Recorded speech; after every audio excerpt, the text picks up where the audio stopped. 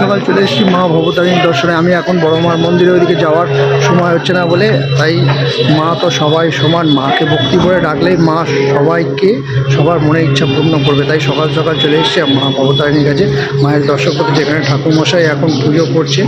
দেখো বন্ধুরা, মন খুলে মায়ের দর্শন করো সকাল সকাল, আর বলো জয় মা কালী। মা কখনো কাউকে খালি হাতে ফেরে না। মা সবার দুঃখ দরিদ্রতা সব দূর করে, আর মা সবাইকে সুস্থ সবল রাখে। মা সবার মনের ইচ্ছা পূর্ণ করে। তাই মাকে ভক্তি করে ডাকলে মা কখনো কাউকে খালি হাতে ফেরে না। দেখো মায়ের দর্শন করো, মা দেখো মনে হচ্ছে মা পুরো জীবন্ত জীবন্ত হয়ে সবাইকে দেখছে। তাই বন্ধুরা, তোমরা যারা যারা এখনো মায়ের দর্শন করোনি, তাড়াতাড়ি মায়ের দর্শন করো, আর ভক্তি করে একবার বলো জয় মা কালী, জয় বড় মা, জয় শ্যামা মা, জয় মা তারা। মা সব মাই সমান। মা কখনো ছেলে মেয়েদের দুঃখ কষ্ট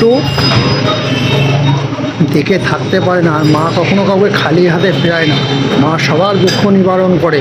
মা নিজে না খেয়ে তার সন্তানের খাওয়ার ব্যবস্থা করে দেয়। সন্তান না খেলে কখনো মা কিন্তু খাওয়া দাওয়া করে না। তাই মায়ের দর্শন করো। জয় মা কালী, জয় জয় মা কালী মা, জয় কালী মা।